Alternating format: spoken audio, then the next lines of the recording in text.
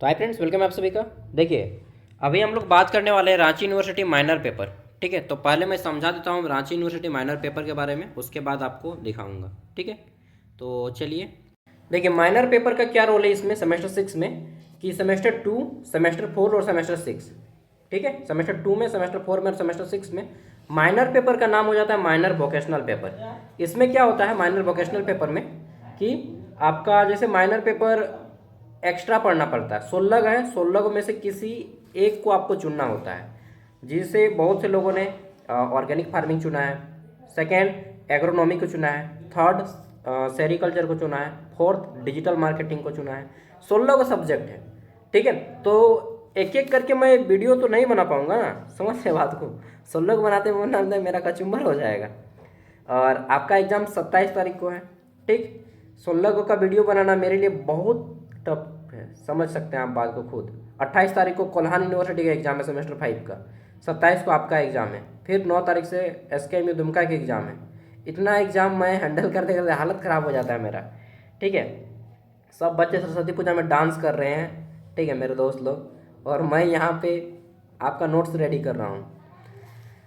तो इसलिए मैं सभी 16 पेपर का यहाँ पे सिलेबस दे रहा हूँ। और कल कुछ का वीडियो आएगा, जैसे कि आपका आ जाएगा ऑर्गेनिक फार्मिंग का वीडियो आएगा, ठीक, डिजिटल मार्केटिंग का वीडियो आएगा, सेरिकल्चर का वीडियो आएगा, और एक आएगा आपका एग्रोनॉमी का। ये 4 सब्जेक्ट को मैंने चुना है जिसका मैं वीडियो दूंगा।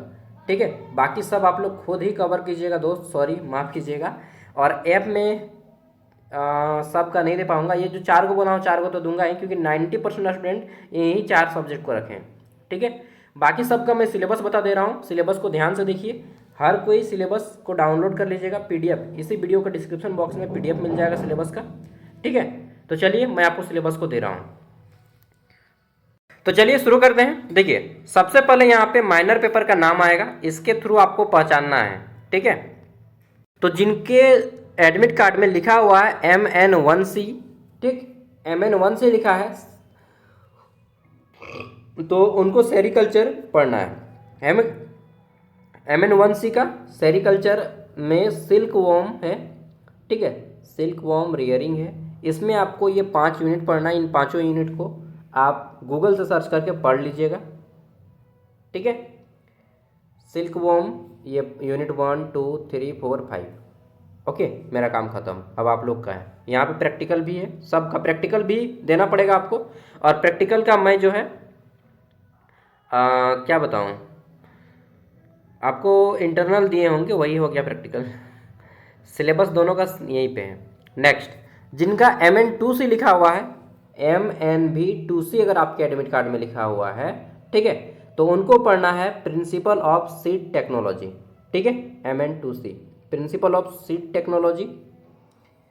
तो इसमें क्या क्या पढ़ना है, यूनिट है। देखिए, यूनिट 1 यहाँ पे देखिए, ये यूनिट सब, यूनिट 1, यूनिट 2, यूनिट 3 और फिर यूनिट 4। ठीक है, और यूनिट 5, 5 गो यूनिट है, 5 यूनिट को पढ़ना है, ये 5 यूनिट MN2C वाले। अब आता है जिनका लिखा है, ये प्रैक्टिकल हो गया, MN3C। ठीक है, जिनका MN3C लिखा है। अच्छा, मैं एक एग्जाम्पल देके समझाता हूँ आपको। ठीक है, जैसे ये एक स्टूडेंट का एडमिट कार्ड है, ठीक है, TRL है इनका सब्जेक्ट, TRL मतलब ट्राइबल एंड रीजनल लैंग्वेज। यहाँ पे देखना है आपको माइनर पेपर।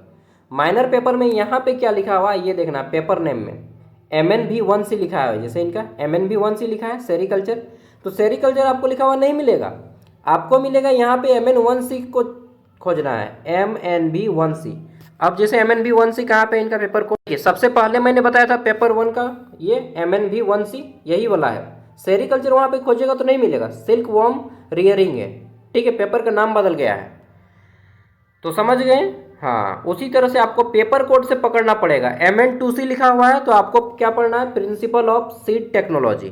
ठीक है, नेक्स्ट आगे देख लेते हैं। तो जिनका MN3C लिखा हुआ है उनको पढ़ना है एंटरप्रेन्योरशिप। क्या पढ़ना है, एंटरप्रेन्योरशिप। ध्यान दीजिएगा मेरे बात को, MNV3C लिखा है तो आपको पढ़ना है एंटरप्रेन्योरशिप, हिंदी में बोलते हैं उद्यमशीलता, ठीक है, या उद्यमिता। नेक्स्ट, इसमें क्या क्या पढ़ना है, तो ये देखिए यूनिट 1 है आपका, इंट्रोडक्शन टू एंटरप्रेन्योरशिप है, स्मॉल कैप इंडस्ट्रीज है, बिजनेस वेंचर है, ठीक है, नेक्स्ट है आपका प्रिपेयरिंग द बिजनेस प्लान है। नेक्स्ट आता है implementation of the project, contemporary issue, ये पढ़ना है। ओके, सारा पीडीएफ आपको मिल जाएगा, पहले एक बार देख लीजिए। आगे देख लेते हैं नेक्स्ट। तो एम, ये प्रैक्टिकल है भाई, प्रैक्टिकल काफ़ी लंबा है इसका। अब चौथा आएगा MNB4C। तो जिनका MNB4C है उनको क्या पढ़ना है, element and principle of design. ठीक है, element and principle of design, ये है MNB4C का। समझ गए, पेपर कोड से आपको पकड़ना है। इसमें आपको क्या पढ़ना है, तो इसमें आपको पढ़ना है, ये 5 यूनिट है, इन्हीं 5 यूनिट को आप गूगल से सर्च कीजिएगा और हिंदी में पढ़ लीजिएगा।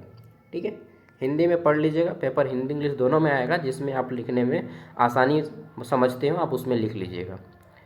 अब 5वां नंबर देखते हैं। तो MNB5C, MNB जो 5C है, इस पेपर का नाम क्या है, MNB5C, इनका नाम है इवेंट प्लानिंग, ठीक है, sponsorship and budgeting. Event planning, sponsorship and budgeting, ये MNB5C का पेपर का नाम है। ठीक है, इसमें क्या क्या है, तो यूनिट 1 आ जाता है सबसे पहले, फिर यूनिट 2, यूनिट 3 एंड यूनिट 4, ये 4 गो यूनिट है, एंड लास्ट में यूनिट 5 है। ठीक है, ये 5 यूनिट है, 5 यूनिट को पढ़ना है। एक एक यूनिट को यहाँ पे, जैसे कि जहाँ तक है allocation cost of an event, ठीक है, पूरा एक यूनिट को एक बार में सर्च कीजिएगा। ओके, तो एक यूनिट को एक एक करके सर्च कीजिएगा यूट्यूब पे, यूट्यूब पे बोल रहा हूँ, यूट्यूब पे नहीं मिलेगा, आपको सर्च करना पड़ेगा गूगल पे। ठीक है, एंड हिंदी कर लीजिएगा, इन हिंदी, और उसको पढ़ लेना है। Next MNB6C eco tourism. ठीक है, MNB6 जो जिनका है उनको इको टूरिज्म पढ़ना है। इनका यहाँ पे यूनिट 1, 2, 3, 4 4 गो यूनिट है। ठीक, चलिए आगे देख लेते हैं नेक्स्ट। तो अगला आ जाता है MNB7C। इसमें पढ़ना क्या है आपका, सोशियोलॉजिकल फंडामेंटल ऑफ एजुकेशन। जिनका एजुकेशन है उनको पढ़ना है sociological fundamental of education. Okay, unit 1, 2, 3, 4 4 go unit है। ठीक, सभी यूनिट को सर्च करके पढ़ लीजिएगा, बहुत से लोग एजुकेशन रखे हैं। नेक्स्ट आगे देख लेते हैं। तो अगला आ जाता है 8 नंबर पे MNB8C। इसमें क्या पढ़ना है MNB8C में, तो इसमें पढ़ना है आपको इंफॉर्मेशन एंड कम्युनिकेशन टेक्नोलॉजीज। ठीक है, ICTS बेसिक। ओके, तो ये पढ़ना है आपको MNB8C में। और इसमें है देखिए unit 1 computer hardware software application है, communication and technologies and their applications, enter and library network, ये सब पढ़ना है। 9 नंबर पे देखते हैं। तो SEO है, search engine optimization, MNB9C search engine optimization है। ओके, अरे भाई इसका सिलेबस तो काफ़ी छोटा है MNB, लेकिन ये बहुत कम लोग रखे हैं। नेक्स्ट आगे देख लेते हैं MNB10C। तो MNB10C में ये आपका क्या है, ये आपका एग्रोमेट्रोलॉजी, तो एग्रोनॉमी बहुत से लोग रखे हैं, उन्हीं को ये आ जाता है MNB10C agrometeorology and crops weather forecasting. यानी कि एग्रोमेट्रोलॉजी के बारे में पढ़ना है, और क्रॉप्स फोरकास्टिंग, क्रॉप्स मतलब होता है फसल, फोरकास्टिंग मतलब होता है भविष्यवाणी करना, वेदर मतलब मौसम, यानी कि फसल और उसके मौसम की भविष्यवाणी करना होता है। ठीक है, एग्रोनॉमी मतलब वानिकी होता है, कृषि वानिकी। तो इसमें आपके 5 गो यूनिट हैं, यूनिट 1, 2, 3, 4, 5। नेक्स्ट आगे देख लेते हैं। अगला आ जाता है MNB11C। इसमें क्या है, तो स्पेशलाइज्ड कम्युनिकेशन स्किल है। ठीक है, स्पेशलाइज्ड कम्युनिकेशन स्किल MNB11C। ठीक है, इसका यूनिट टोटल 5-6 गो यूनिट है यार, बहुत बड़ा है। बिजनेस कम्युनिकेशन है सबसे पहले। ठीक, बिजनेस कम्युनिकेशन, फिर पढ़ना है leadership communication, marketing and sales communication, technological communication, ठीक है, हेल्थ केयर कम्युनिकेशन, और फिर आपका आता है media and public relations. Okay, next आगे देख लेते हैं। तो अगला आ जाता है हमारा 12 MNB12C टेक्निकल एनालिसिस।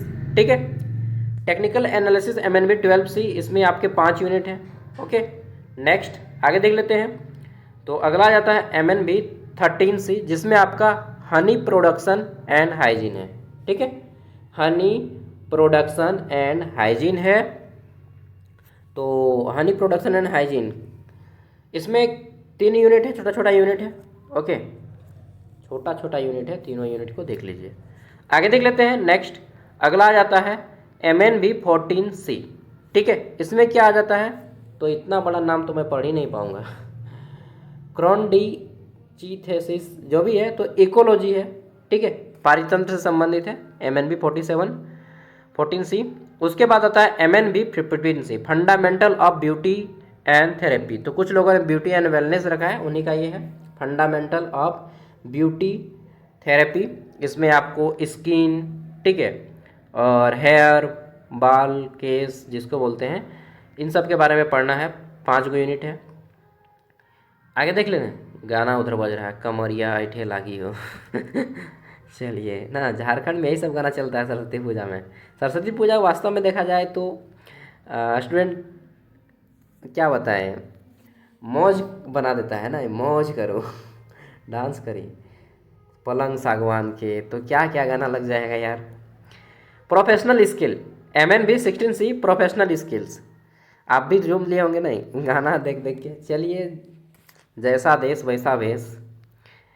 तो MnV16C प्रोफेशनल स्किल, इसमें क्या क्या है, तो यूनिट 1 2 3 4, इसमें आ जाता है बिजनेस कॉरेस्पॉन्डेंस, ठीक, ऑर्गेनाइजेशनल कम्युनिकेशन, ऑर्गेनाइजेशनल कम्युनिकेशन 2, फिर आता है एंटर पर्सनल कम्युनिकेशन। तो यहाँ पे कंप्लीट हो जाता है 16 को सब्जेक्ट। आपका जो भी होगा PDF को डाउनलोड कीजिएगा और एक एक यूनिट को सर्च करके यहाँ से पढ़ लीजिएगा। बाकी मुझसे जितना बन पाएगा मैं दूंगा, बट मेरे भरोसे इस पेपर में नहीं रहिएगा दोस्त, सॉरी माफ़ कीजिएगा, क्योंकि इतना मेहनत मैं नहीं कर पाऊँगा। ठीक है, और इधर सब बिजी है, सरस्वती पूजा में बाजा बज रहा है, तो प्रेरणा भी अभी बोल रहे हैं कि नहीं बना पाऊँगा, और क्या नाम है उनका, अरुण भी बोल रहे हैं कि मैं भी नहीं बना पाऊँगा, बाजा वाजा बज रहा है। ठीक है, चलिए जो भी है, सेमेस्टर 6 आपका कंप्लीट हुआ और आप ग्रेजुएट कहलाएंगे। मैक्सिमम बच्चे अब सेमेस्टर 6 के बाद निकल जाना पसंद करेंगे। ठीक है, चलिए all the best, happy journey. और ग्रेजुएशन कंप्लीट हो गया, रास्ते में कहीं देखिएगा तो संकोच मत कीजिएगा, फ्रिक्वेंटली मुझसे पूछ सकते हैं, बात कर सकते हैं। ठीक है, चलिए, बहुत से लोग रास्ते में मिलते हैं लेकिन हिचक हिचक के बोलते हैं कि आप ही है सागर भैया, हाँ हम ही हैं। चलिए, ओके दोस्त, बाय, ऑल द बेस्ट। और मैं सबको नंबर दिया हूँ, अपना क्वेश्चन पेपर सबको सेंड कर दीजिएगा नंबर पे। ठीक है, सबको मालूम है मेरा व्हाट्सएप नंबर, नहीं मालूम है तो नोट डाउन कर लीजिएगा, ये है व्हाट्सएप नंबर। अपना सभी ऑनर्स पेपर का क्वेश्चन पेपर सेंड कर दीजिएगा 89 86 60 75 41। ठीक है, 89 86 60 75 41, ये व्हाट्सएप नंबर है, इस पर सेंड कर दीजिएगा। थैंक यू दोस्त, बाय, जोहार झारखंड।